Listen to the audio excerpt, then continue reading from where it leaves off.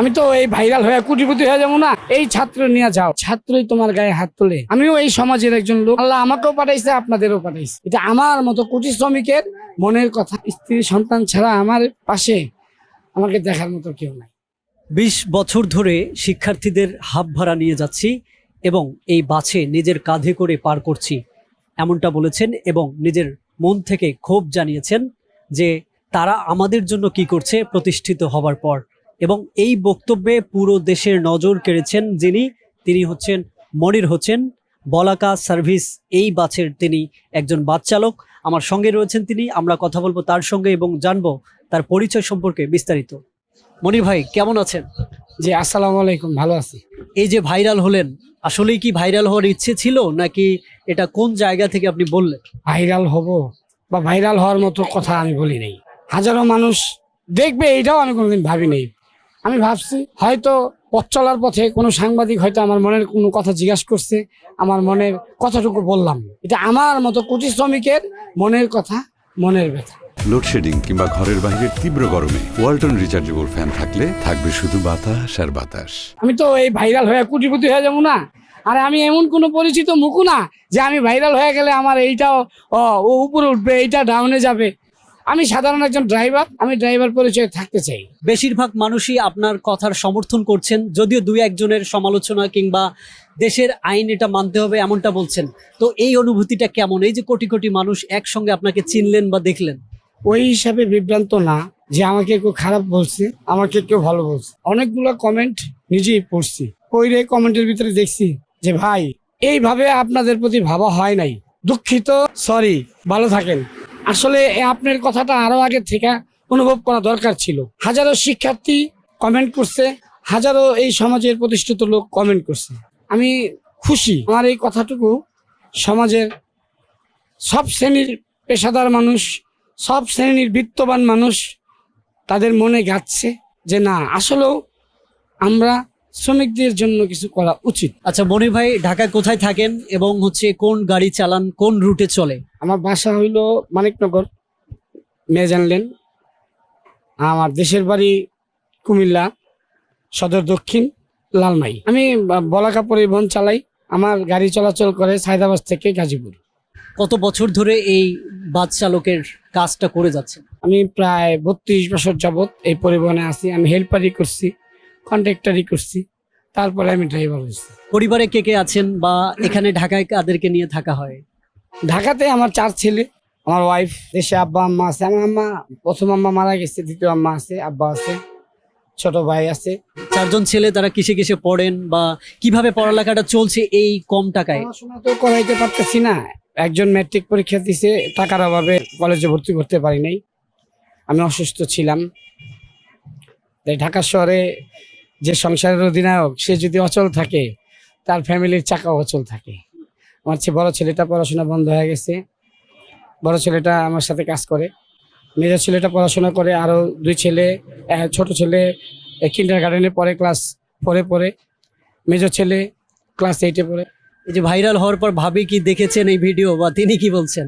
Viral হওয়ার পরে ভাবি যতটুকু খুশি হয়েছে তার চেয়ে খুশি হয়েছে যে ভাবি শ্রমজীবী মানুষের, শত শত শ্রমিকের কথাটা আমার মুখ থেকে বাইর হয়েছে।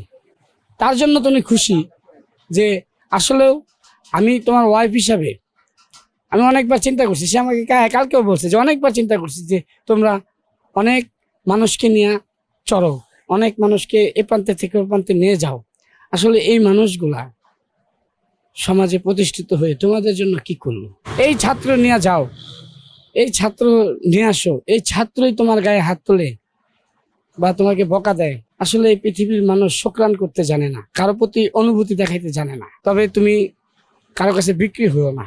আপনার জীবনের এমন কোনো গল্প আছে যেটা আসলে আপনাকে এখনো ভাবায় কিংবা সেই কষ্টের দিনের কথাগুলো মনে পড়ে? জীবনে আমি গরিব হিসাবে আমার জীবনে অনেক কষ্টের কথা মানুষের শোনা লাভ নেই। কিছুদিন আগেই তো যখন আমার ওই যে পায়ে গ্যাংরিং হয়েছিল, আমি যখন হাসপাতালে ছিলাম, আমার তো কেউ দেখার নাই। আমার বাপ মা ভাই বা যেখানে আমার লাখ লক্ষ লক্ষ লক্ষ টাকা আমার চিকিৎসার জন্য লাগবে, ওইখানে হয়তো 30-35 হাজার টাকা আমার ফ্যামিলির থেকে। গ্যাংরিং হয়েছিল পায়ে, ডায়াবেটিস থেকে। কোন পরিস্থিতি এমন স্টেজে চলে গেছিল, পাও কাইটা ফেলার মতো পরিস্থিতি ছিল। এইখানেই শেষ। আমি মনে হয় আর চলতে পারবো না, আমি মনে হয় আর স্টার্টিংয়ে বসতে পারবো না।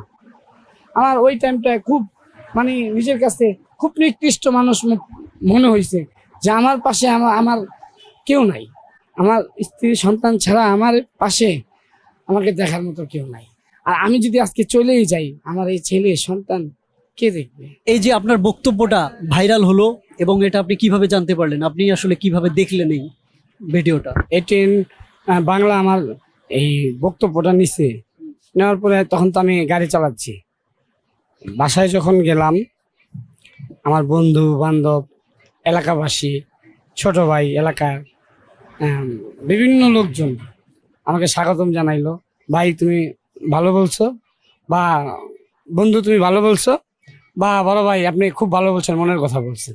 ফোন দিয়ে আমারে সালাম জানাইছে, স্বাগতম জানাইছে যে ভাই আপনি আমাদের মনের কথাটা বলছেন। কোন ফোনে বা কার ফোনে দেখলেন, বা আপনি কি ফোন ব্যবহার করেন? আমি একটা বাটাম ফোন ব্যবহার করি, আমার তো এই ক্ষমতা নাই একটা স্মার্টফোন ব্যবহার করার। এই আমি বাটাম ফোন ব্যবহার করি, এই ফোনেই আমাদের যারা ফোন দেয় তাদেরকে সাথে কথা বলতে পারি। প্রথম ভিডিওটা কোথায় দেখলেন, মানে কার ফোনে? প্রথম ভিডিওটা আমার সাইফুদ্দিন ভাই ফোন দিয়ে বললো যে ভাই আপনি তো ভাইরাল হয়ে গেছেন, আপনার কথা জনগণ খুব মনে নিছে। আমি কি বলেন ভাই, ভাই ইউটিউব দেখেন বা কারো মোবাইল থাকলে মোবাইলে আপনি দেখেন। আমার তো আর মোবাইল নাই, স্মার্টফোন নাই, তার জন্য আমার এলাকায় এক ছোট ভাই, তারা বললাম, রিকোয়েস্ট করলাম যে ভাই তোমার মোবাইলটা নিউজটা ভার করো না, আমি একটু আমার একটা ভিডিও ভাইরাল হয়েছে বা একটা ভিডিও ফুটেজ বাইর হয়েছে, একটু দেখি।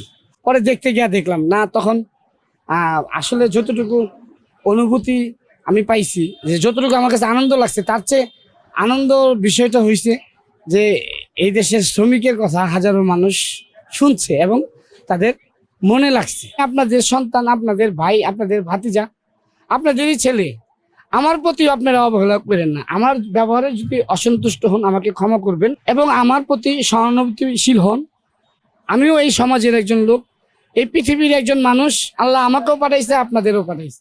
ধন্যবাদ মনির হোসেন ভাই, আপনার জন্য শুভকামনা, নিশ্চয়ই ভালো থাকবেন। দর্শক, আমরা শুনছিলাম সেই বাস চালক যিনি শ্রমজীবী মানুষের কণ্ঠ হিসেবে কথা বলেছেন। শিক্ষার্থীরা কখনো যে কথাটি ভাবেননি কিংবা সাধারণ মানুষ ভাবেননি, তিনি সেটা ভেবেছেন এবং প্রকাশ করেছেন গণমাধ্যমের কাছে, যেটি এটিএন বাংলা ডিজিটালে প্রকাশ হয়। প্রকাশ হবার পর সারা দেশ জুড়ে তোলপাড় তোলে।